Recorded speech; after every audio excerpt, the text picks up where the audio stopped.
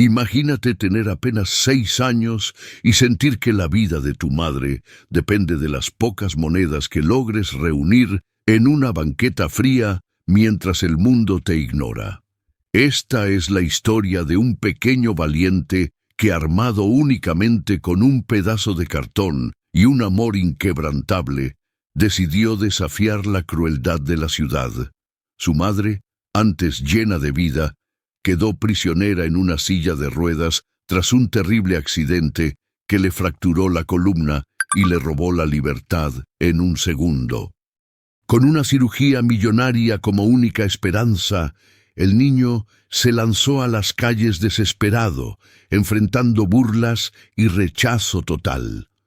Pero justo cuando estaba a punto de rendirse, un encuentro fortuito con un misterioso conserje en un sótano oscuro desataría una serie de eventos que te dejarán sin aliento y probarán que los verdaderos héroes no siempre llevan capa.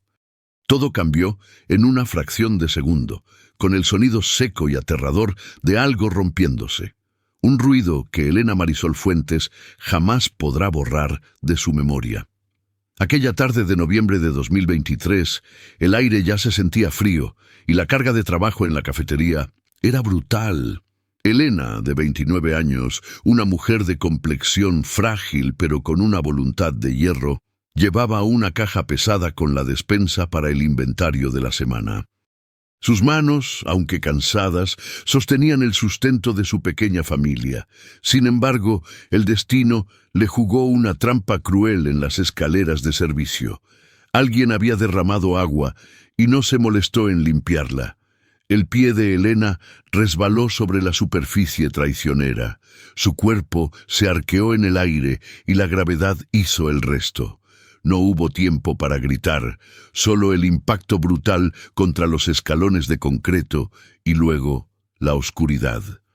Si crees que ninguna madre trabajadora merece pasar por una pesadilla así, dale un like a este video ahora mismo para mostrar tu apoyo, porque lo que viene a continuación te partirá el alma. Cuando Elena despertó, el techo blanco del hospital y el olor a antiséptico le dieron la bienvenida a su nueva realidad. El diagnóstico cayó como una losa de plomo sobre su pecho: fractura de columna por compresión. El médico, con esa frialdad clínica que a veces duele más que la herida misma, le explicó que la médula estaba comprometida. La única solución era una cirugía especializada, una intervención tan compleja y costosa que bien podría haberse realizado en otro planeta. Para Elena, una madre soltera y huérfana sin ahorros en el banco y viviendo al día, la cifra que mencionaron sonaba a una sentencia de cadena perpetua.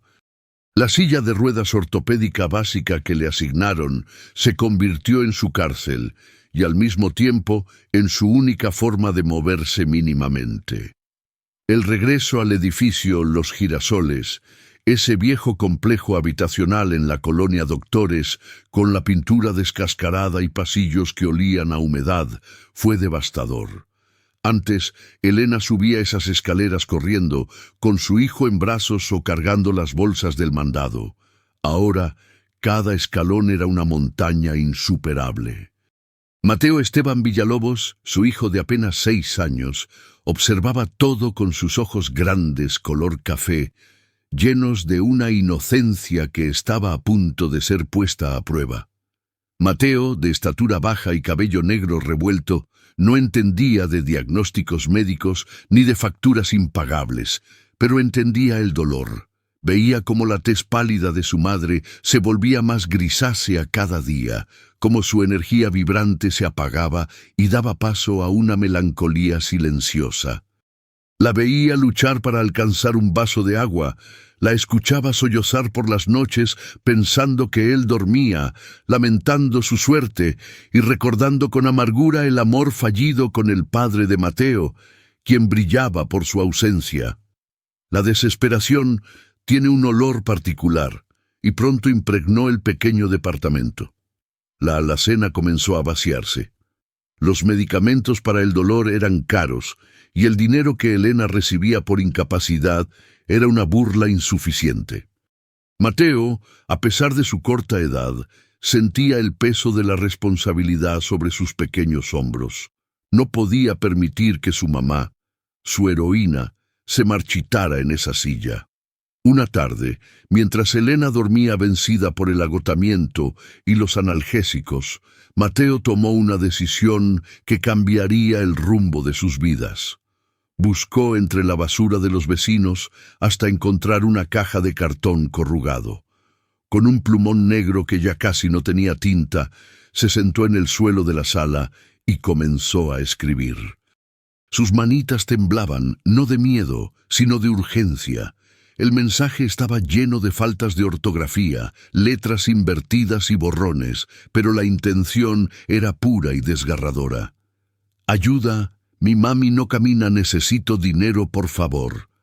Mateo miró su obra, dobló el cartón y se lo guardó bajo su suéter. Sabía que su madre jamás le permitiría salir a pedir dinero. Ella tenía una dignidad silenciosa que mantenía intacta incluso en la desgracia. Por eso, Mateo esperó. Esperó a que la vecina de al lado, una señora mayor que a veces le echaba un ojo, viniera a ver a Elena. Aprovechando el descuido, el pequeño se deslizó por la puerta, bajó las escaleras del edificio y salió a la jungla de asfalto. Su destino era la avenida Paseo de la Reforma. Mateo había escuchado que ahí había mucha gente con traje, gente que trabajaba en oficinas gigantes y que seguramente tenía muchas monedas. El contraste era brutal. Un niño de 6 años, pequeño y vulnerable, caminando solo entre rascacielos de cristal y monumentos históricos, mientras el viento frío de noviembre le golpeaba la cara. Encontró un espacio en la banqueta, cerca de un cruce peatonal muy concurrido, y se sentó. Sacó su cartel de cartón, lo alisó con cuidado sobre sus rodillas y levantó la vista, esperando encontrar una mirada amable. Pero la ciudad no es amable. La ciudad es un monstruo que devora el tiempo y la empatía. Los oficinistas pasaban apresurados, con la vista clavada en sus celulares o en el horizonte, ignorando deliberadamente al niño a sus pies. Para ellos, Mateo era invisible, o peor aún, una molestia visual en su camino al éxito. Pasaron horas. Las piernas de Mateo se entumecieron por el frío del suelo. Su estómago rugía, recordándole que no había desayunado bien, pero él no se movía. Cada vez que alguien pasaba cerca, él levantaba un poco más su cartel y susurraba con voz tímida: «Una moneda para mi mami, por favor». La mayoría ni siquiera bajaba la velocidad.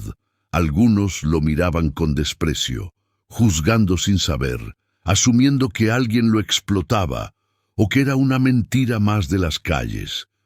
La realidad golpeó a Mateo con la fuerza de un camión cuando un hombre de traje impecable, hablando a gritos por su teléfono, tropezó levemente con la orilla del cartón. En lugar de disculparse, el hombre se detuvo, miró hacia abajo con asco y pateó el letrero lejos del alcance del niño.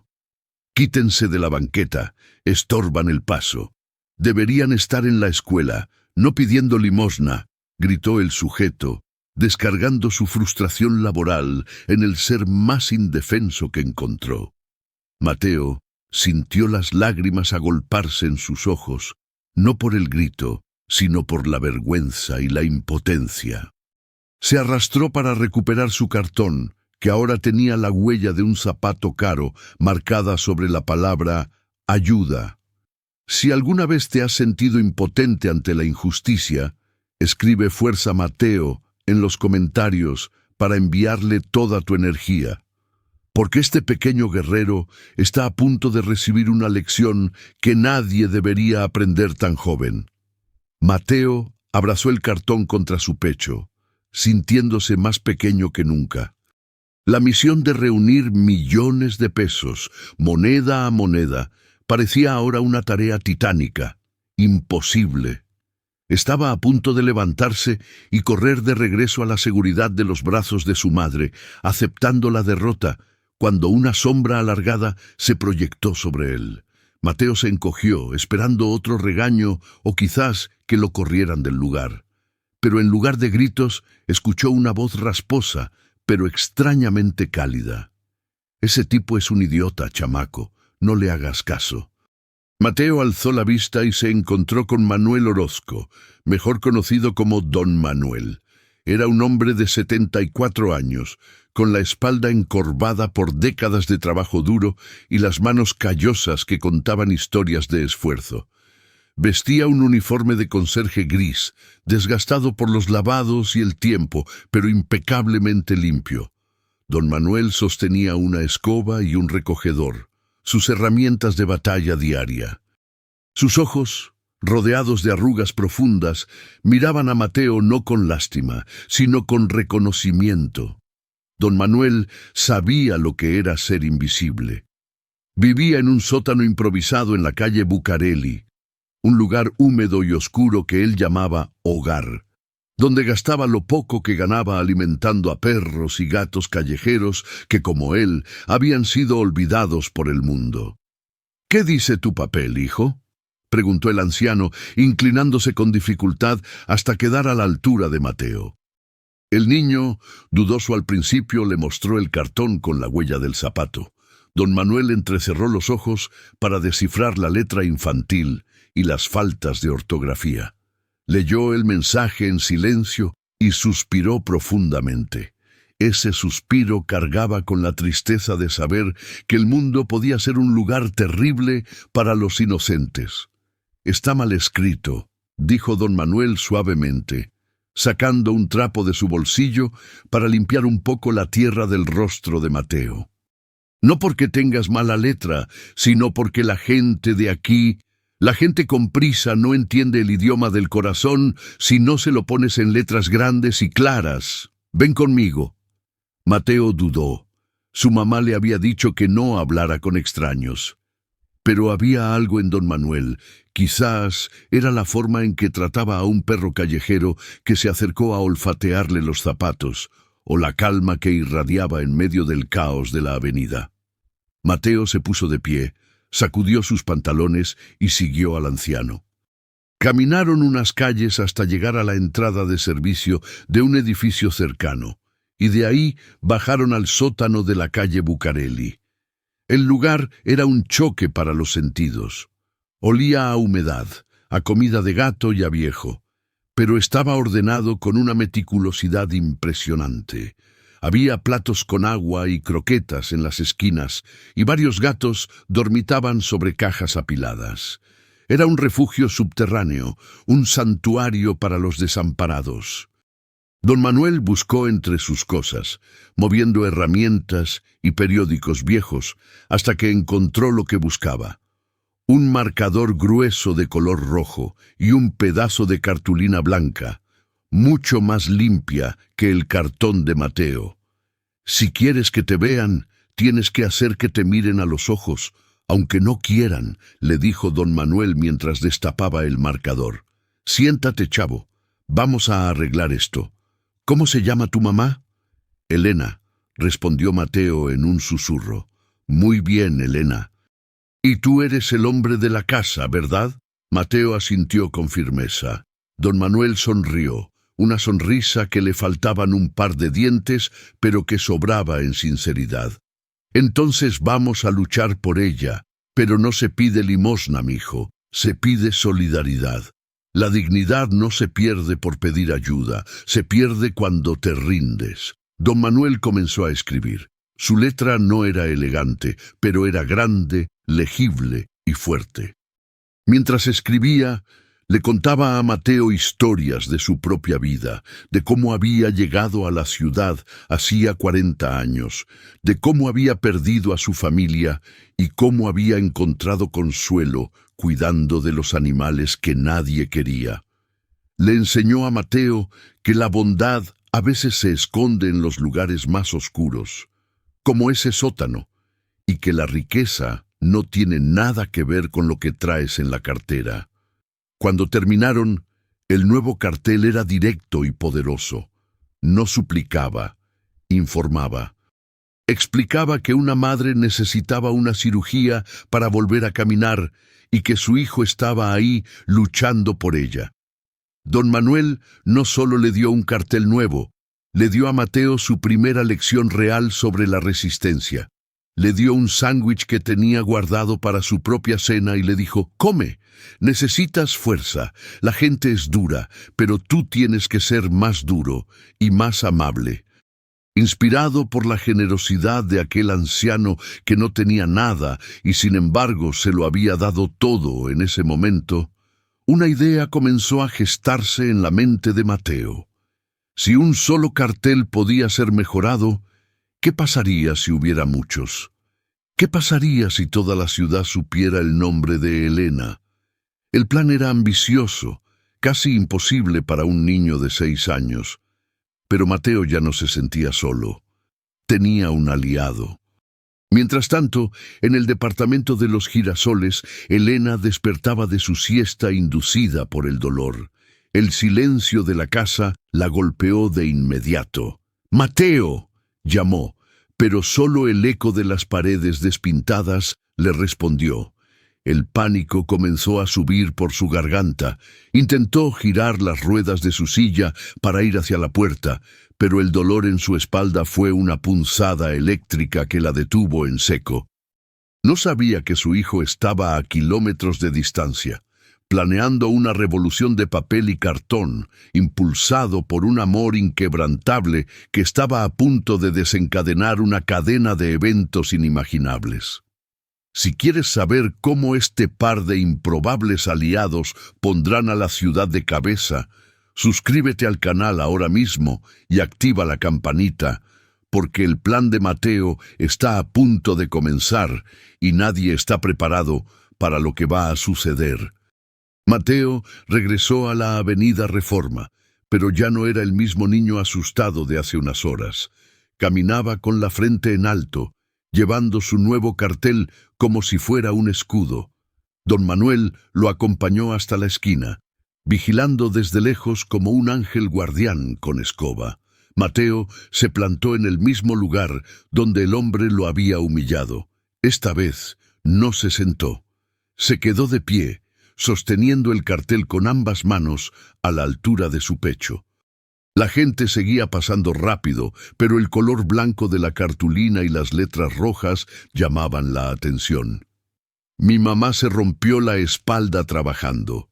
Ayúdame a que vuelva a caminar». Era imposible no leerlo. El primer transeúnte se detuvo. No era un empresario rico, sino una estudiante universitaria con mochila al hombro. Leyó el cartel, miró a Mateo a los ojos y sin decir palabra sacó un billete de 50 pesos y se lo entregó. Mateo sintió una calidez en el pecho que no tenía nada que ver con el dinero, sino con el hecho de ser visto. «Gracias», dijo Mateo, con una sonrisa que le iluminó la cara. A lo lejos, don Manuel asintió levemente y regresó a su sótano. Sabía que esto era solo el comienzo. Mateo tenía una chispa y don Manuel estaba decidido a avivarla hasta que se convirtiera en un incendio que nadie pudiera ignorar. Pero el tiempo corría en contra de Elena, y reunir el dinero moneda a moneda seguía siendo una carrera contra el destino. Lo que Mateo no sabía era que su determinación estaba a punto de atraer la atención no solo de la gente buena, sino también de aquellos que buscan aprovecharse de la desgracia ajena, y pronto tendría que aprender que en la calle no todos los aliados son lo que parecen. La tarde caía sobre la avenida Paseo de la Reforma, tiñendo el cielo de un tono anaranjado sucio por el smog, mientras Mateo sentía cómo el cansancio se acumulaba en sus piernas.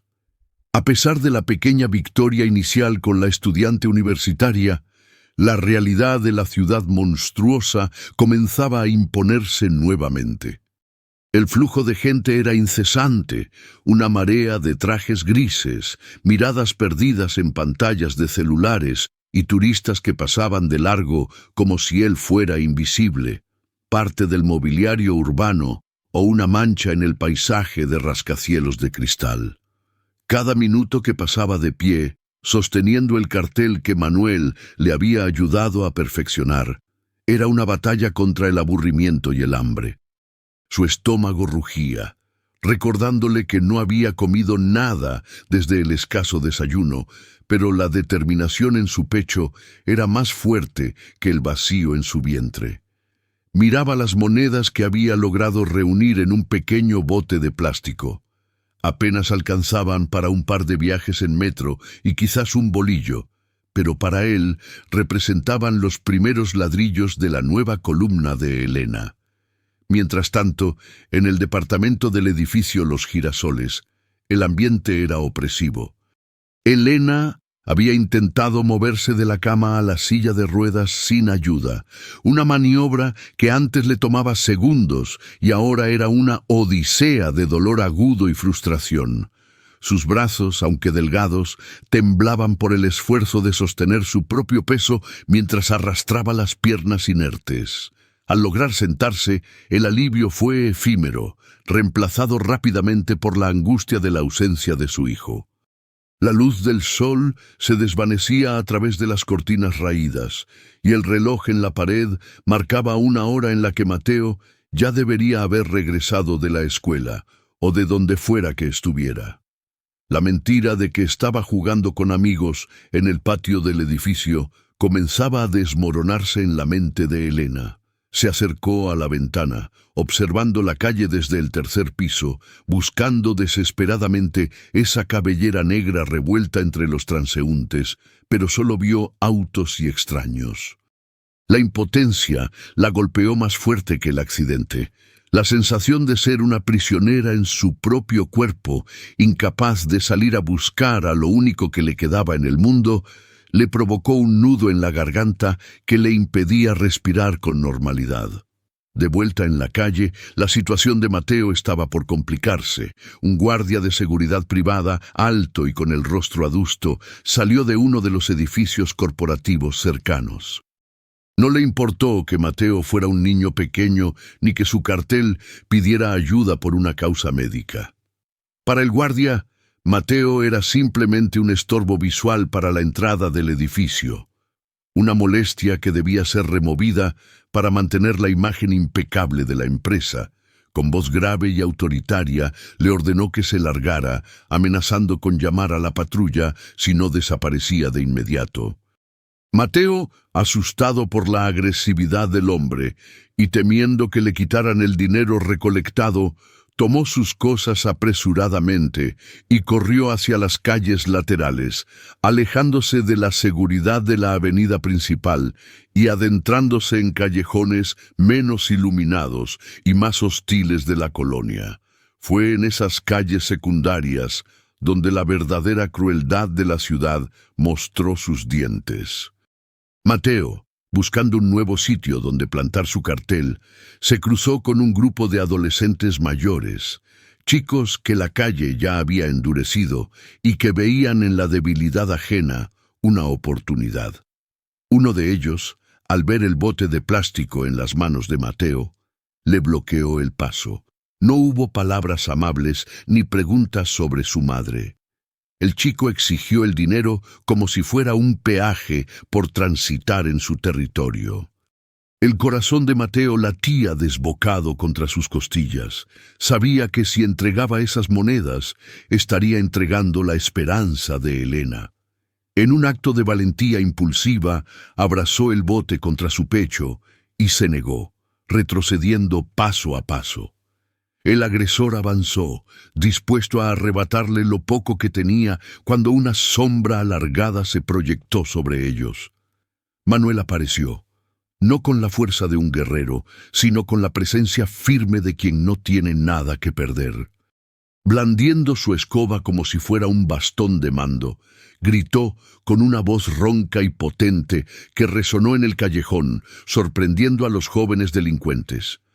La intervención del anciano fue suficiente para romper la tensión. Los chicos, al ver que el niño no estaba solo y que el viejo parecía estar loco o dispuesto a todo, decidieron que no valía la pena el problema y se marcharon entre risas burlonas y escupitajos al suelo.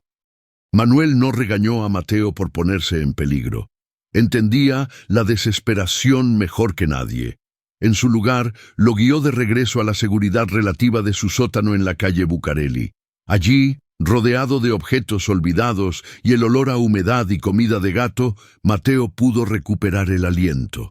El anciano le sirvió un vaso de agua y se sentó frente a él, mirándolo con una mezcla de admiración y preocupación. Le explicó que la valentía sin estrategia era peligrosa y que si realmente quería salvar a Elena, tenía que ser más inteligente que la ciudad que intentaba devorarlos. Fue en ese sótano oscuro donde se forjó el verdadero plan.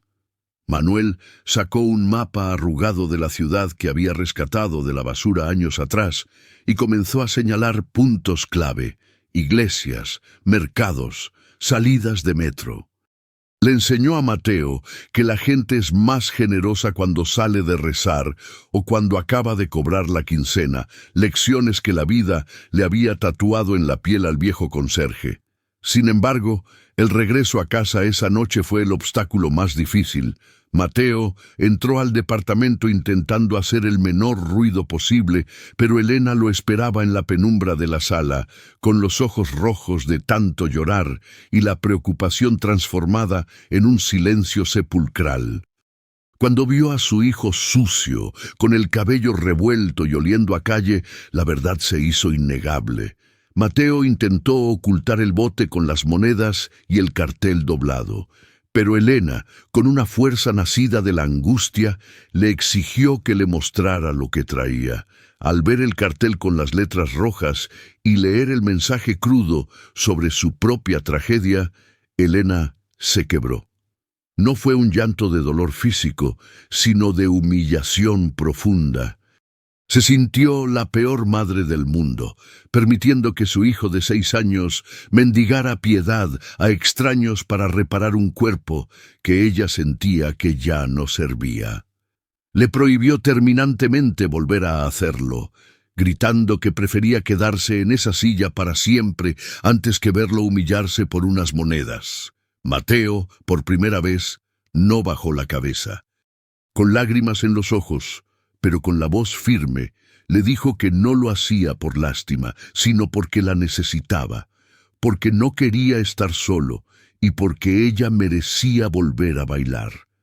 Esa confesión dejó a Elena sin palabras, desarmada por el amor feroz de su hijo, y ambos terminaron abrazados en la oscuridad, llorando por la injusticia de su destino, pero unidos por un lazo indestructible. A pesar de la promesa que Elena intentó arrancarle, Mateo sabía que no podía detenerse. Al día siguiente, mientras ella dormía bajo los efectos de los analgésicos, que cada vez hacían menos efecto, él se escapó de nuevo. Pero esta vez no fue a la avenida. Fue directo al sótano de Manuel. El anciano lo esperaba con una noticia. Había estado pensando toda la noche. Un solo niño con un cartel no era suficiente. La ciudad era inmensa y el olvido era rápido. Necesitaban estar en todos lados al mismo tiempo. Manuel se levantó y caminó hacia una repisa donde guardaba su posesión más valiosa, una vieja radio de transistores que lo había acompañado durante décadas de soledad. Sin decir una palabra, la tomó. La miró con nostalgia por un segundo y la metió en una bolsa de plástico. Le dijo a Mateo que lo acompañara. Fueron a una casa de empeño cercana. Mateo observó en silencio cómo el hombre detrás del mostrador le daba unos billetes a Manuel a cambio de su única compañía musical. Con ese dinero no compraron comida. Fueron a una papelería. Manuel pidió cientos de copias de una versión reducida del cartel, un volante que explicaba la historia de Elena y pedía ayuda. Pero esta vez, con una diferencia crucial que Manuel había sugerido, agregaron un número de cuenta bancaria que Elena tenía olvidada, para que la gente no tuviera que dar monedas en la mano, sino que pudieran donar desde sus teléfonos. Pasaron la tarde armando kits de pegamento casero con harina y agua, una receta que Manuel conocía de sus tiempos mozos. La misión cambió. Ya no era solo pedir, era invadir la conciencia de la ciudad. Comenzaron por la colonia Doctores, pegando los volantes en postes de luz, paradas de autobús y cabinas telefónicas. Mateo, pequeño y ágil, se encargaba de las partes bajas, mientras Manuel, con sus articulaciones doloridas, pero con el espíritu renovado, alcanzaba los lugares altos. Trabajaban en silencio, como un comando operativo bajo las narices de una sociedad indiferente. Pero el destino, caprichoso y cruel, tenía otros planes para probar su resistencia. Mientras cubrían una pared cerca de un hospital, el cielo se abrió y una lluvia torrencial, típica de esas tardes de noviembre, comenzó a caer sin piedad. El agua amenazaba con deshacer el engrudo y convertir su trabajo y su inversión en una masa de papel mojado inservible. Mateo intentaba cubrir los volantes con su cuerpo, desesperado, viendo cómo la tinta barata comenzaba a correrse. Parecía que el universo mismo conspiraba para mantener a Elena sentada. Empapados y tiritando de frío, se refugiaron bajo el toldo de una tienda cerrada. Manuel vio la desolación en los ojos grandes y café de Mateo. El niño estaba a punto de rendirse, sintiendo que el agua se llevaba sus esperanzas al alcantarillado. Fue entonces cuando Manuel puso una mano callosa sobre el hombro del pequeño y le señaló hacia el otro lado de la calle. A pesar de la lluvia, un auto lujoso se había detenido en el semáforo rojo justo frente a uno de los postes donde el volante había logrado resistir. La ventanilla trasera bajó lentamente y una mano sacó un teléfono celular, tomando una fotografía del papel mojado antes de que el auto arrancara y se perdiera en la lluvia. Ese pequeño gesto, casi imperceptible, encendió una nueva chispa. No sabían quién era, ni si importaba, pero alguien se había llevado el mensaje consigo.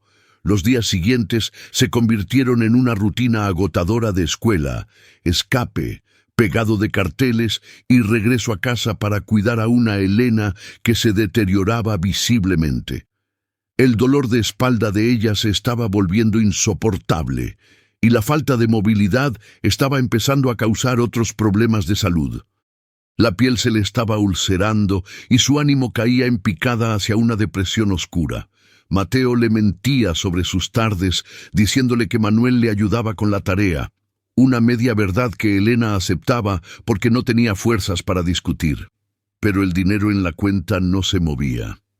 La gente veía los carteles, sí, pero la desconfianza en la ciudad era una barrera casi impensable de romper. Muchos pensaban que era una estafa más. La frustración crecía. Mateo y Manuel se sentaron una tarde en el sótano, rodeados de los últimos volantes. El dinero de la radio se había acabado. Parecía que habían llegado a un punto muerto. Manuel, sin embargo, recordaba algo importante. La ubicación lo es todo. Decidieron jugar su última carta.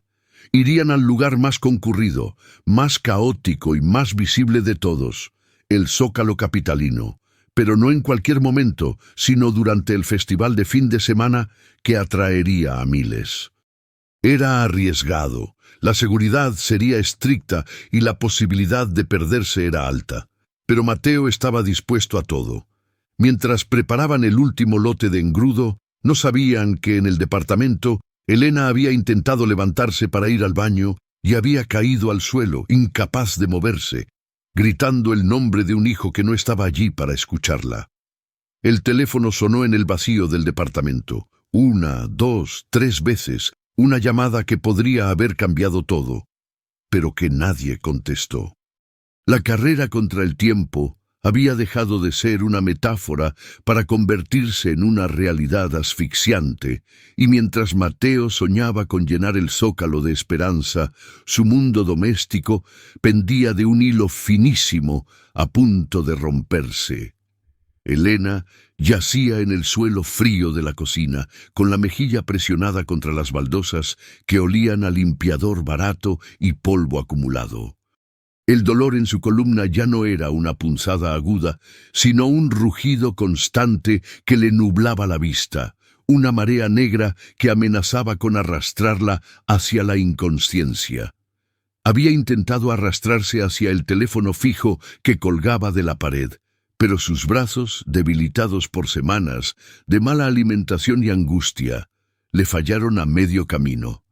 Desde esa perspectiva humillante, a ras de suelo, el pequeño departamento en el edificio Los Girasoles parecía una prisión inmensa. El silencio era absoluto, roto solo por su propia respiración entrecortada y el goteo rítmico de una llave mal cerrada. En su mente, la imagen de Mateo se repetía como un mantra. Necesitaba saber que él estaba bien, que Manuel lo estaba cuidando, pero la oscuridad comenzaba a cerrar el telón de sus ojos.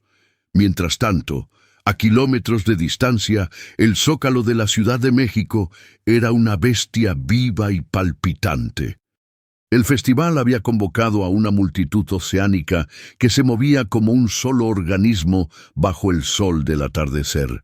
El ruido era ensordecedor, una mezcla de tambores prehispánicos, música de altavoces distorsionados, gritos de vendedores ambulantes ofreciendo elotes y juguetes luminosos, y el murmullo constante de miles de conversaciones.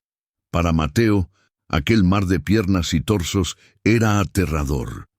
Se sentía más pequeño que nunca, un punto insignificante frente a la majestuosidad del Palacio Nacional y la Catedral Metropolitana. Aferrado a la mano callosa de Manuel, el niño intentaba no ser aplastado por la corriente humana. Llevaban una mochila llena de los últimos carteles y un bote de engrudo que Manuel había preparado esa misma mañana. La estrategia era simple pero desesperada: pegar los carteles en las vallas metálicas que delimitaban el escenario principal, donde todos tendrían que mirar obligatoriamente. Sin embargo, la seguridad era estricta. Guardias con chalecos neón patrullaban el perímetro, y cada vez que Manuel intentaba sacar la brocha, una mirada severa o un gesto con la macana lo disuadía. La frustración comenzaba a calar en los huesos del anciano.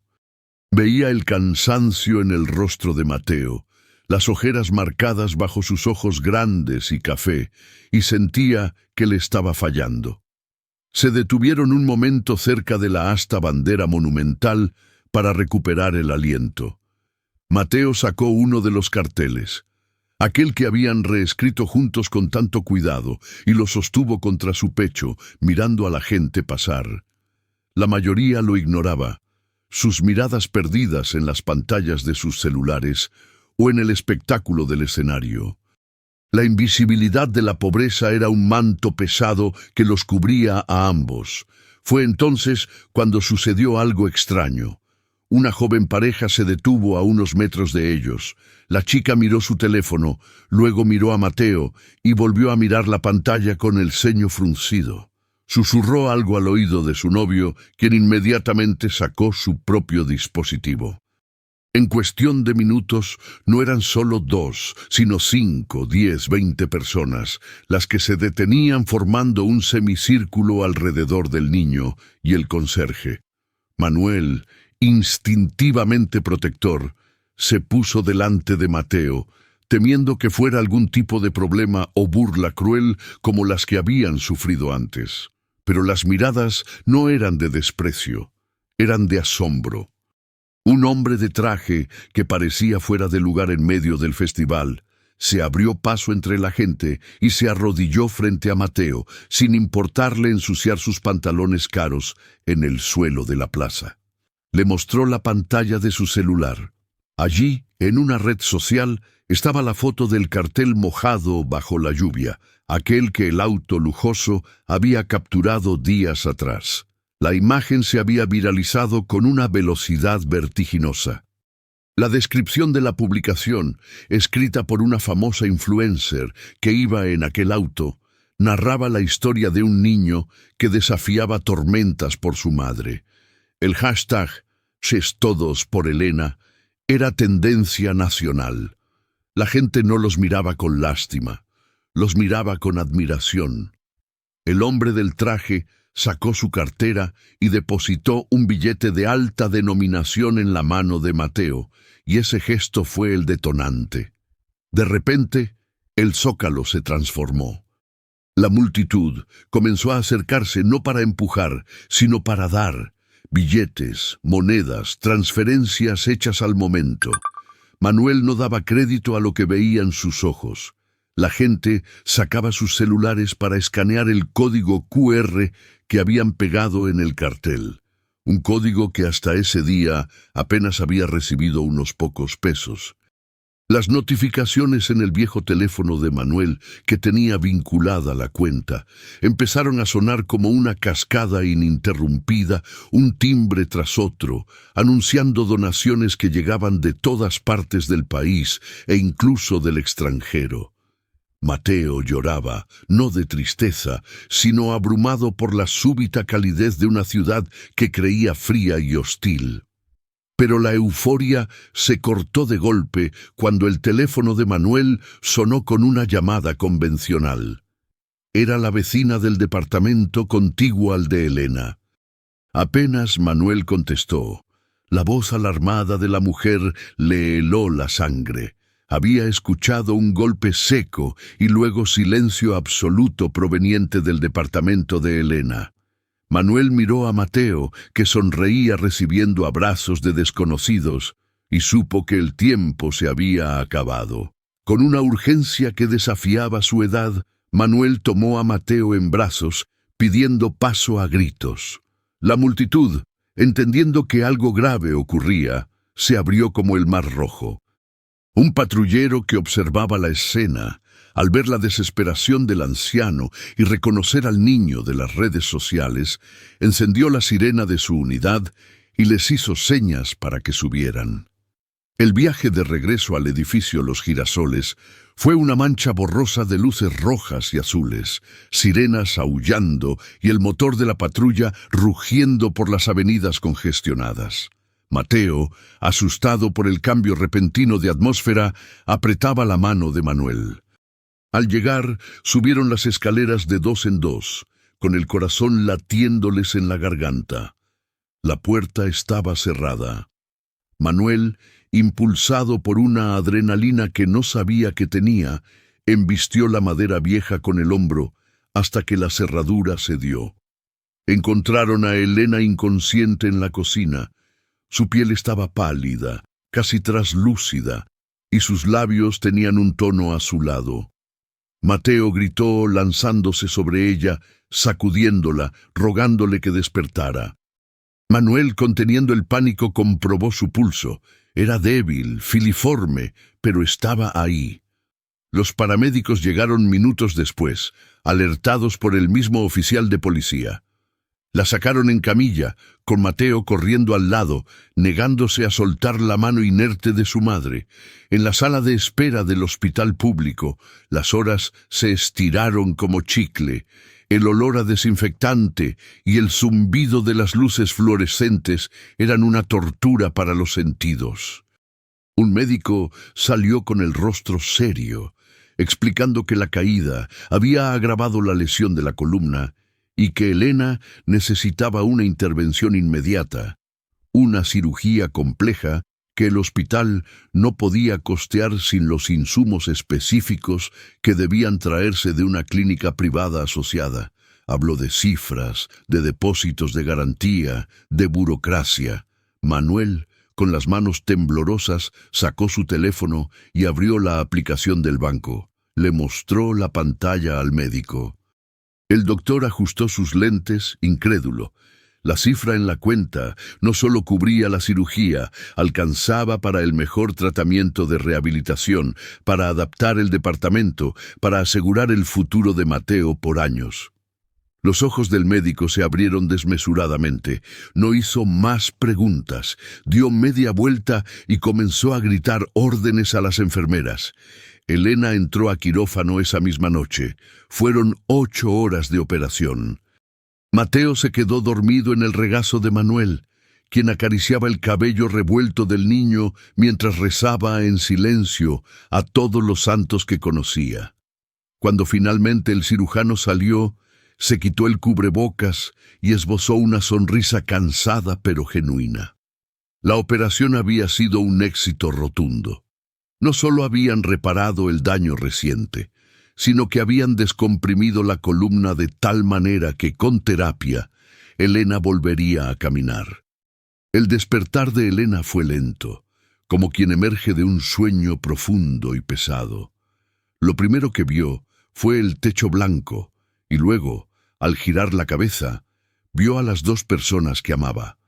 Mateo estaba subido en una silla al lado de la cama, sosteniendo su mano, y Manuel dormitaba en un sillón incómodo en la esquina. Cuando Elena intentó hablar, su voz salió ronca, pero Mateo despertó al instante. El abrazo que siguió fue tan fuerte que las enfermeras tuvieron que pedirles con suavidad que tuvieran cuidado con las vías intravenosas. Los meses siguientes fueron de trabajo duro. La recuperación no fue mágica. Hubo lágrimas, sesiones de fisioterapia dolorosas y momentos de duda. Pero ya no estaban solos. La historia de Mateo había tocado el corazón de la ciudad de una manera irreversible.